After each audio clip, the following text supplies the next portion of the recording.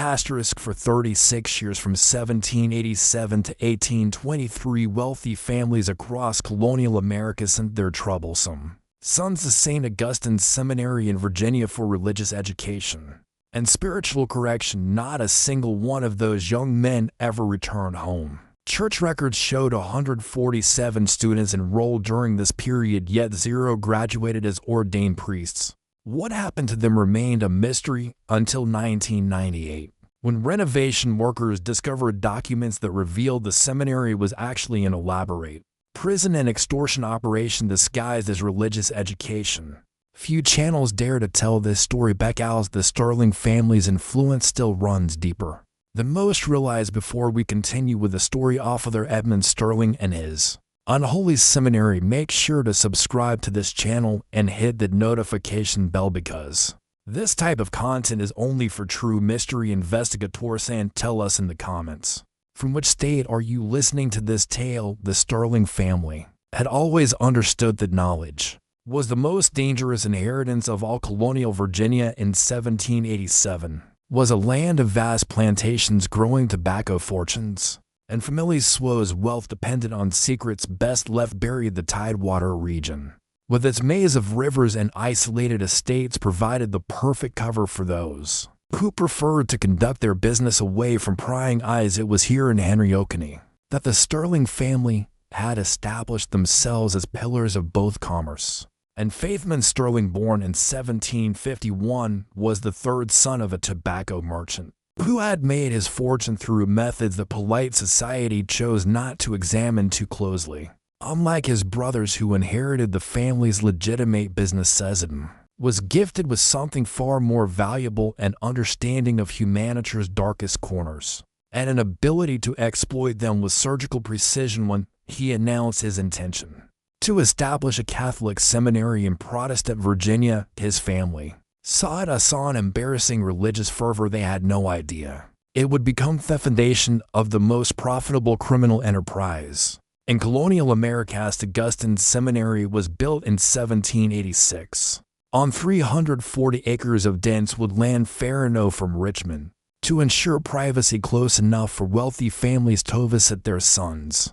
The Gothic stone building's imported craftsmen and genuinely impressive library gave it the appearance of scholarly legitimacy. Edmund Sterling, who had studied briefly at the College of William and Mary before claiming a religious calling, styled himself as Father Sterling and surrounded himself with a small staff of men whose past credentials were as questionable as their present loyalties. The seminary's reputation spread quickly through the network of Virginia's elite families. Here was a Catholic institution run by a man of impeccable breeding, offering to educate young men who had proven problematic for their familiars and who asked too many questions about business practices, who had witnessed things they shouldn't have or possessed information that could destroy family fortunes. The seminary promised not just education but discretion, isolation, and most importantly, transformation. What these families didn't realize was that Father Sterling had no intention of educating their sons in theology.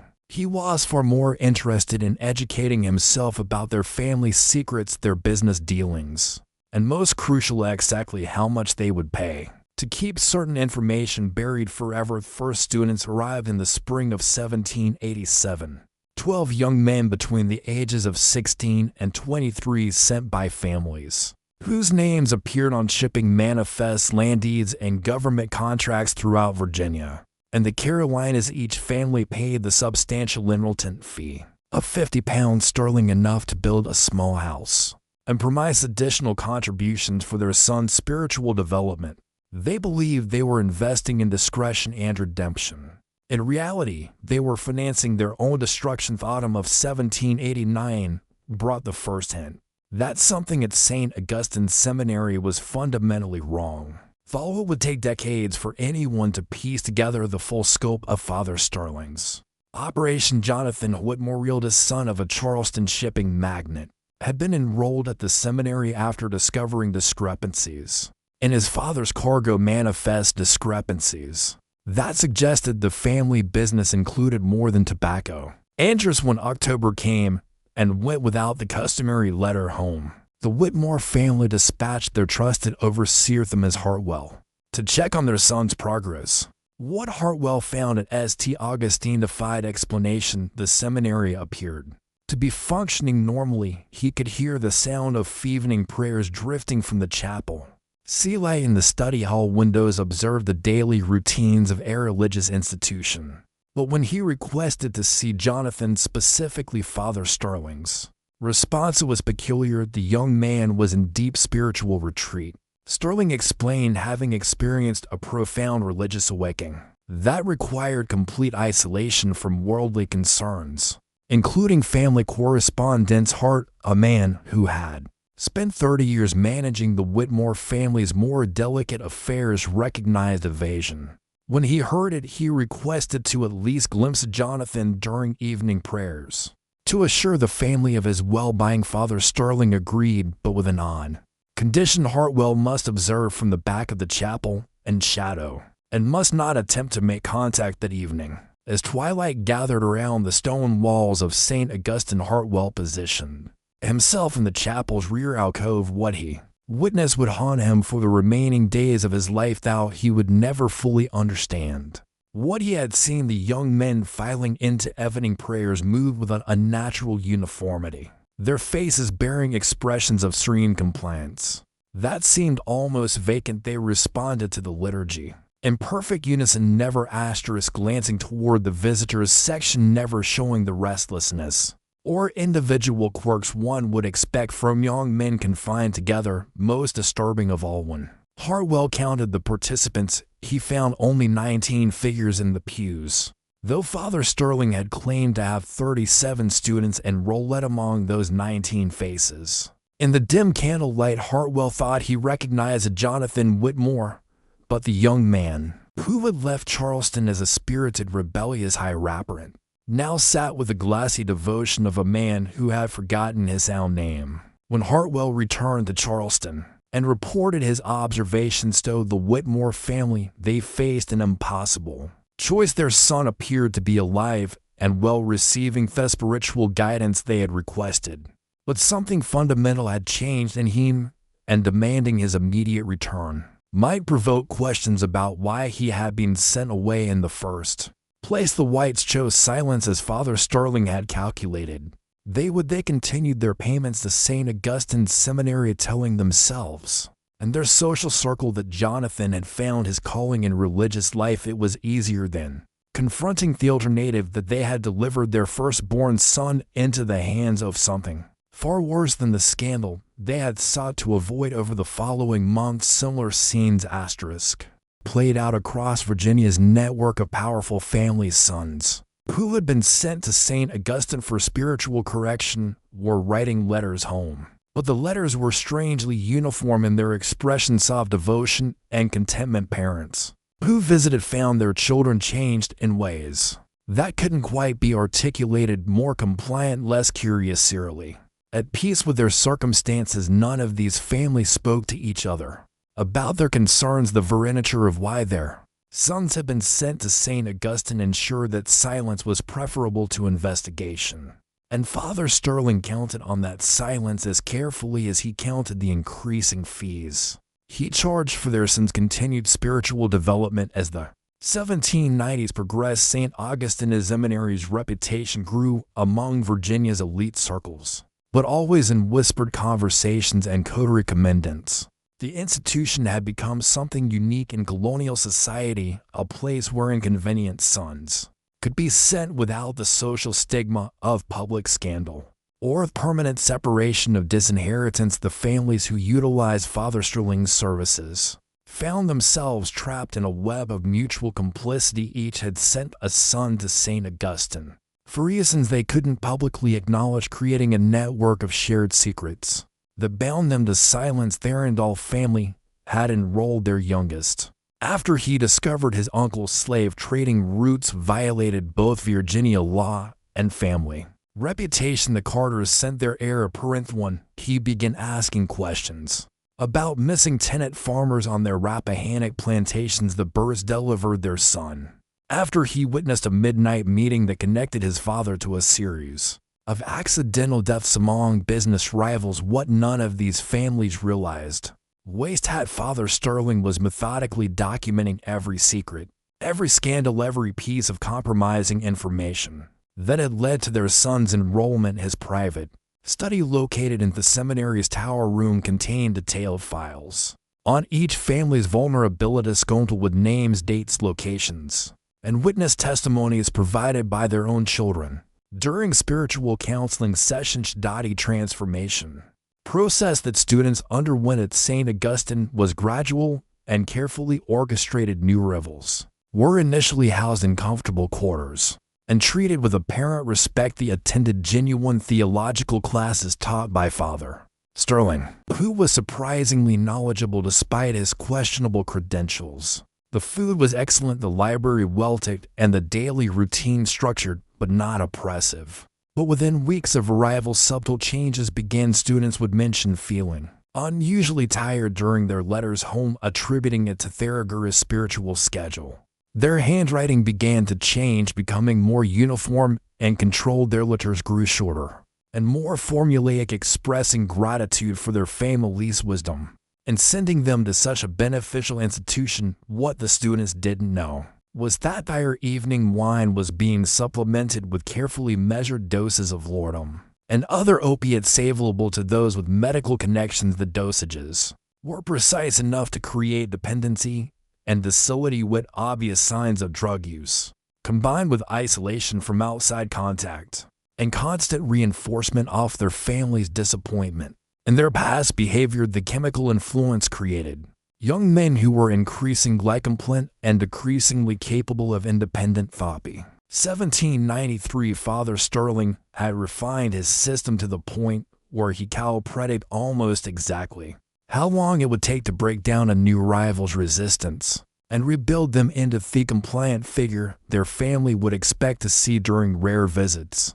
The process typically took between 4 and 8 months, depending on the student's initial personality and the severity of the secrets they carry. But Sterling's true genius lay not in controlling the students but in controlling their families. As months turned to years, the fees for continued enrollment began to increase. What had started as an annual tuition of £50 sterling gradually escalated to hundreds, then thousands of pounds, justified by expanded spiritual programs and advanced theological studies. Families found themselves paying not just for their sons' education, but for their continued silence about family secrets that had been extracted during those early counseling sessions. And parents protested the increasing costs or demanded their son's return. Father Sterling would gently remind them of conversations their children had shared during spiritual direction conversations about business practices, family histories, or witnessed events that could destroy reputations and fortunes.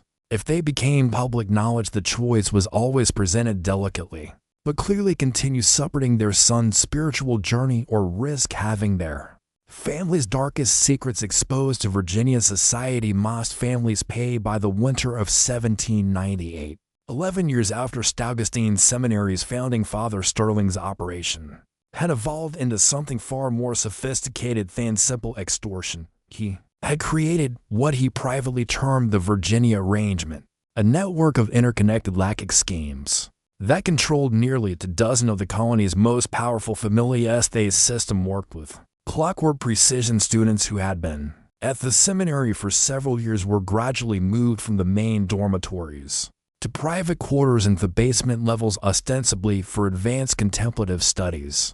These basement rooms, carved from the natural limestone beneath the building, were comfortable enough to avoid obvious signs of imprisonment, but were secured in ways that made escape impossible. The students in these lower levels rarely appeared at public prayers anymore, as their spiritual advancement had supposedly procured beyond communal worship. Meanwhile, new students continued to arrive regularly, maintaining the seminary's facade of ongoing operation while providing fresh sources of family intelligence and additional revenue streams. Father Sterling had become an expert at identifying which young men possessed the most dangerous knowledge about their family's affairs, and these individuals found their spiritual retreats became increasingly permanent.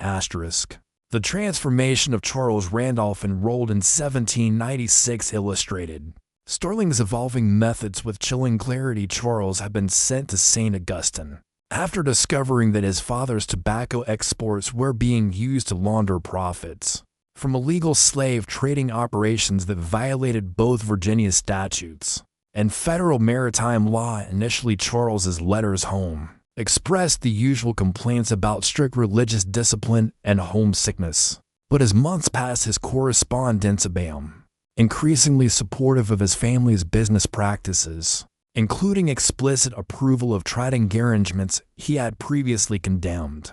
When Thomas Jefferson Randolph, Charles' younger brother, visited the seminary in early 1799, he found Charles transformed into an articulate advocate for the family's commercial interests. Charles spoke knowledgeably about crop rotation, shipping schedules, and labor management practices that would maximize profitability, while minimizing legal exposure. His previous moral objections to the family's slave trading connections had apparently been resolved through intensive theological study of biblical slavery passages, but Thomas Jefferson Randolph was more observant than most visitors to St. Augustine. Hinted that his brother's pupils were consistently dilated despite the bright daylight in the visiting room. He observed that Charles's hands shook slightly when he wasn't actively engaged in conversation.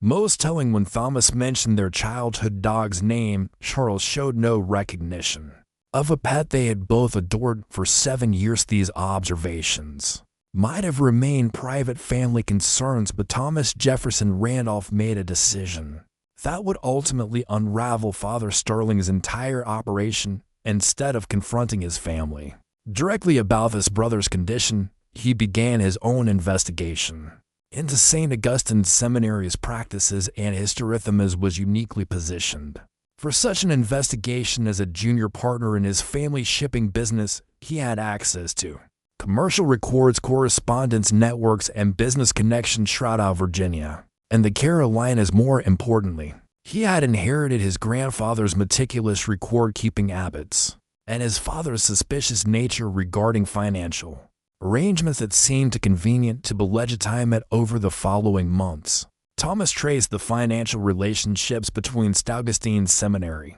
and nearly a dozen prominent families. He discovered that tuition payments had escalated far beyond any reasonable educational costs, and that many families were making additional donations for specialized services that were never clearly defined. Found shipping records indicating that supplies delivered to the seminary included unusual quantities of medical equipment, pharmaceutical materials, and construction materials more appropriate for prison construction than educational facilities. Most significantly, Thomas began tracking students who had supposedly graduated or left St. Augustine over its 11-year history. What he discovered was deeply disturbing. While 247 young men had been enrolled at seminary, fewer than a dozen had ever been documented as returning to their families or pursuing careers elsewhere. The vast majority seemed to have simply vanished from all public records after their enrollment. This was when Thomas Jefferson Randolph realized that his brother Charles might not be the victim of unusual religious indoctrination, but of something far more sinister.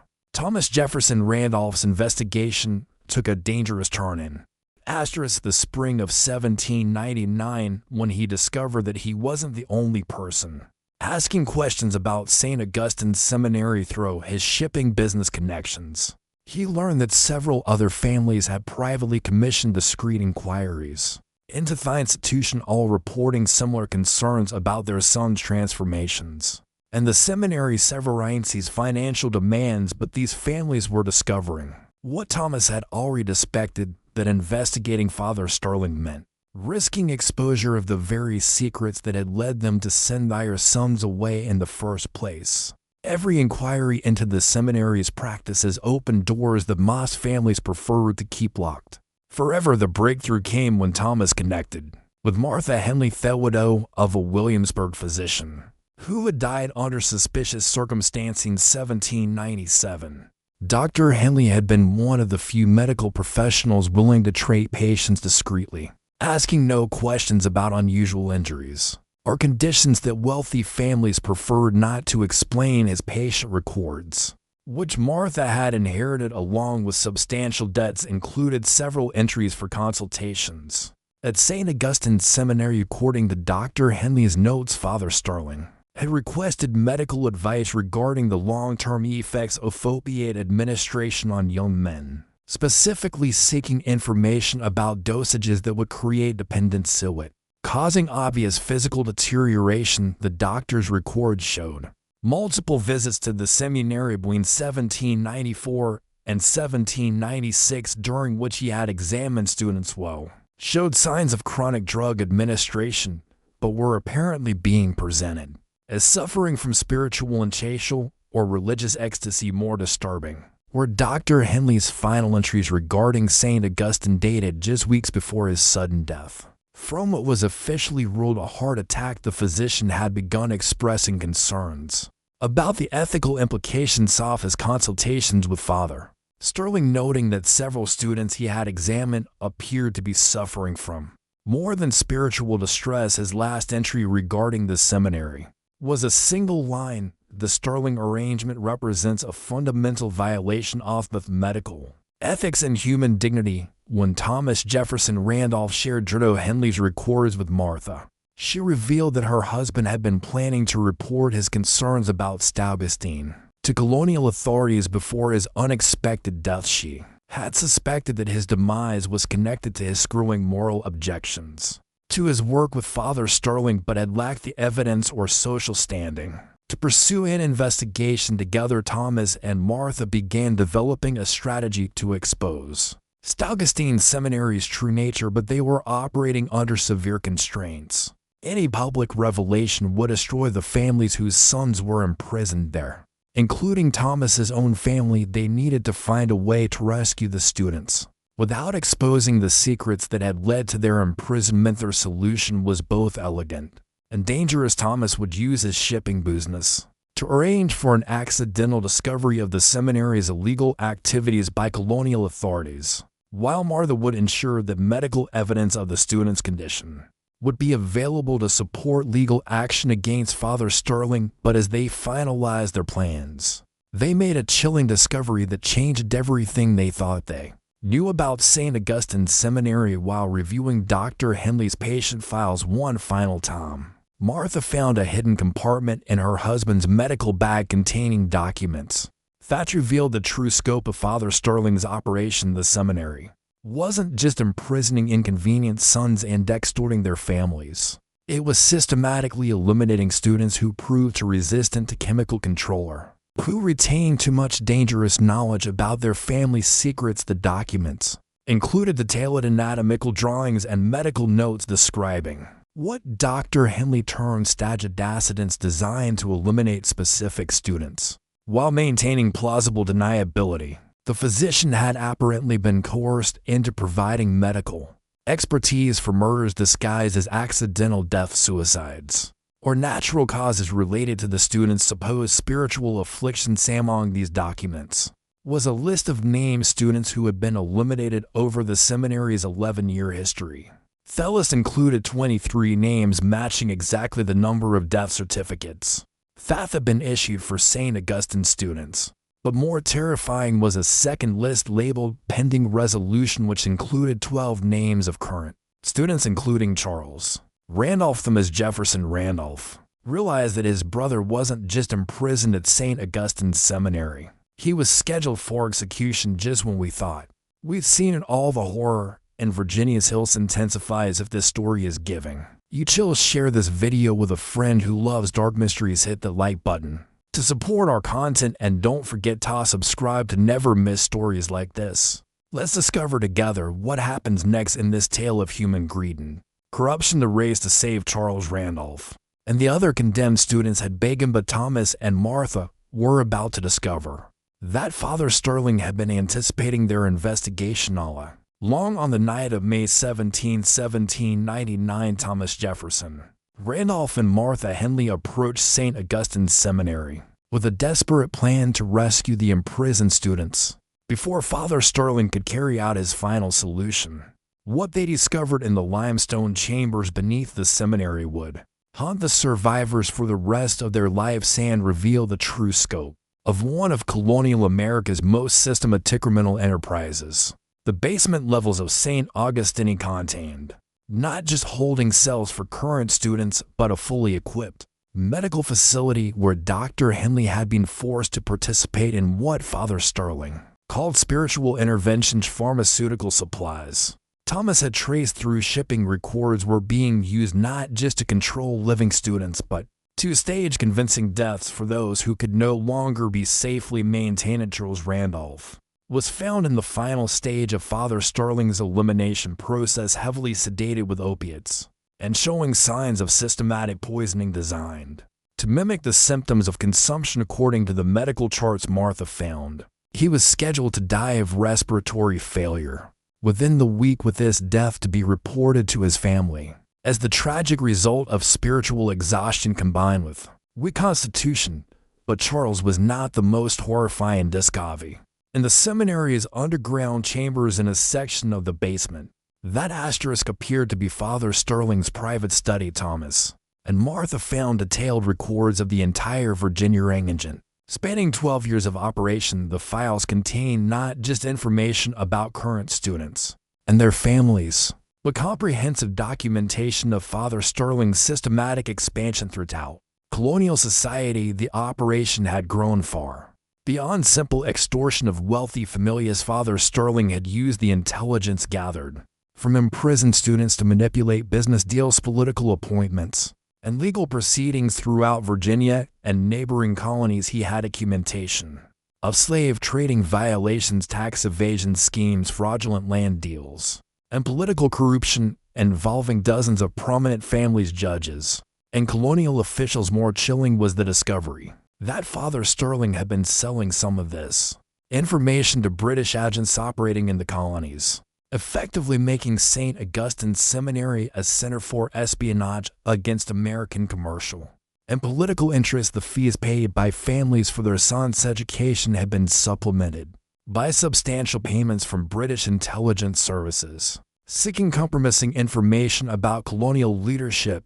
But the most devastating revelation was contained in Father Sterling's personal correspondence with his British contacts. The letters revealed that the entire seminary operation was designed not just for profit, but as part of a systematic effort to destabilize colonial society by compromising and controlling influential families. The British had been funding St. Augustine Seminary as part of their strategy to maintain influence over American commerce and politics. Even as colonial independence movements were growing, the students imprisoned in the basement weren't just victims of individual family scandals, they were casualties in a larger conflict between competing imperial interests sacrificed to maintain British intelligence advantages over colonial society. When Thomas and Martha attempted to evacuate the surviving students, they discovered that Father Sterling had been prepared for exactly this possibility. The seminar staff, who had appeared to be simple religious instructors, were actually armed guards with military training. The building itself had been designed as a fortress with multiple levels of security and concealed weapons throughout the facility. The confrontation that followed revealed Father Sterling's true nature as neither religious fanatic nor simple criminal, but as a sophisticated intelligence parrot who had used religious authority and family desperation to create one of the most effective espionage networks in colonial America. You understand, Father Sterling told Thomas as armed men surrounded the rescue party, that exposing this operation means destroying every family whose secrets we've documented. Your own family slave trading violations alone would result in criminal prosecution, financial ruin, and social disgrace that would follow your descendants for generations. He gestured toward the files containing documentation of the Randolph family's illegal activities. Your brother Charles possesses detailed knowledge of shipping manifest, financial arrangements, and business relationships that could destroy not just your family, but dozens of others throughout Virginia's commercial network. His continued existence represents an unacceptable risk to operations that benefit the Crown's interests in maintaining colonial stability. Thomas realized that Father Sterling wasn't just threatening individual families, he was threatening to expose a network of corruption that would destabilize Virginia's entire social and economic structure. The choice wasn't between saving his brother and protecting his family's reputation. It was between preserving colonial society's facade of legitimacy and revealing the systematic corruption that made the society function. The choice is simple.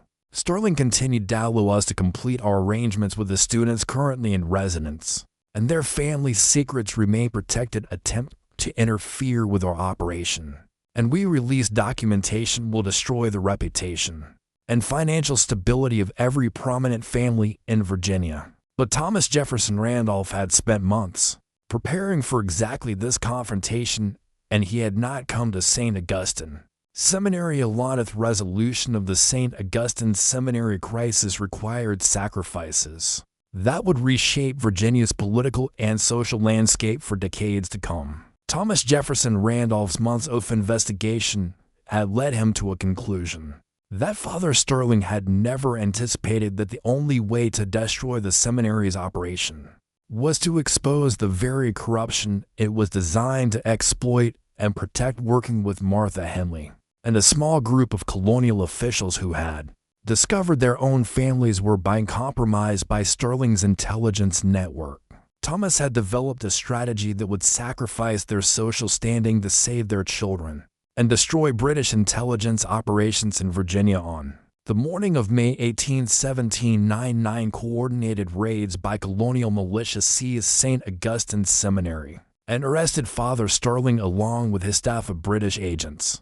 Simultaneously, Thomas Jefferson Randolph and 17 other prominent Virginia families publicly confessed to the illegal business practices, political corruption, and social violations that had made them vulnerable to Sterling's operation. The public revelations were devastating to Virginia's social order. Families that had dominated colonial commerce and politics for generations found themselves facing criminal prosecution, financial ruin, and social ostracism. Randolph family's confession regarding their slave trading violations led to the largest criminal investigation in Virginia's colonial history, ultimately exposing systematic violations of both colonial law and federal maritime regulations by dozens of prominent families.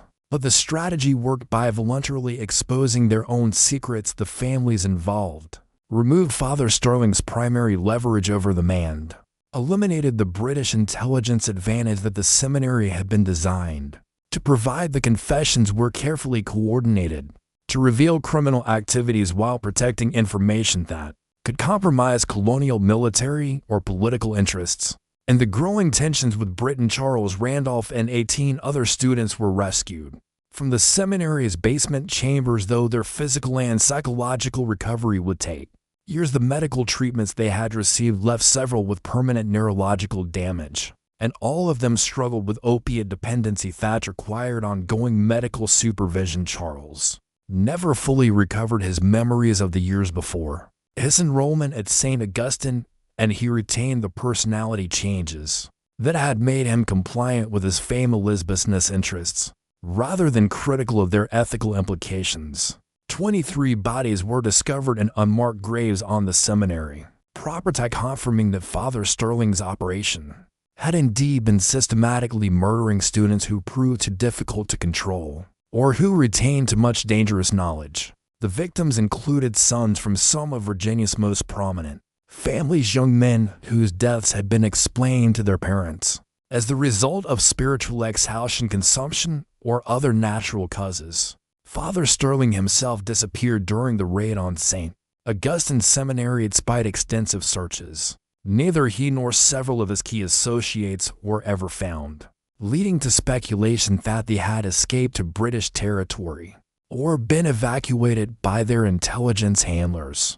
The mystery of their fate would persist for decades, contributing to ongoing fears that similar operations might be continuing elsewhere in the colonies. The exposure of the Virginia engine had consequences that extended far beyond the immediate families, involved the revelations about British intelligence operations in colonial society, contributed to growing tensions between American colonists and British authorities accelerating the political movements that would lead to the War of 1812. Several of the families compromised. Bisterling's operation became strong. Supporters of American independence movements, seeking to prevent future foreign manipulation of colonial society. More immediately, the scandal led to systematic reforms in Virginia's commercial and legal systems. New regulations were implemented to prevent the kind of systematic corruption that had made Sterling's operation possible, and oversight systems were established to monitor religious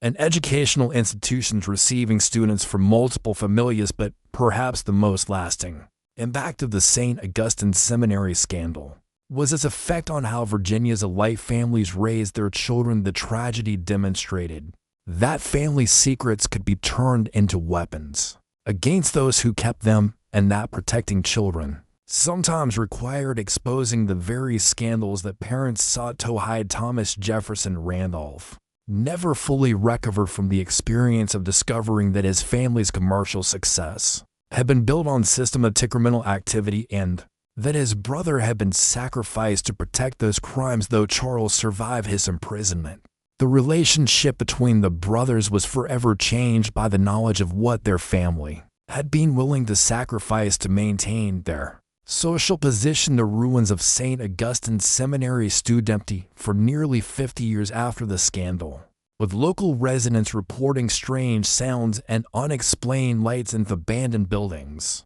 When the property was finally purchased for development in 1847, workers discovered additional underground chambers that had not been found during the original investigation, along with documents suggesting that Sterling's operation had been even larger and more systematic than previously understood. This mystery shows us how the pursuit of social respectability and financial success can corrupt even the most fundamental bonds of family loyalty and religious faith. When families become willing to sacrifice their own children to protect their secrets, they create vulnerabilities that can be exploited by those who understand that desperation makes people capable of almost anything. What do you think of the story?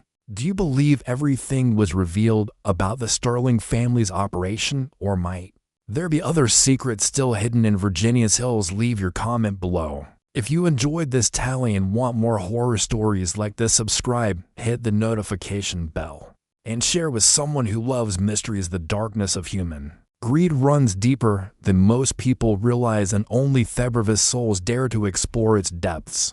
See you in the next video, where we'll uncover another tale that shows how far people will go when money and reputation are at stake.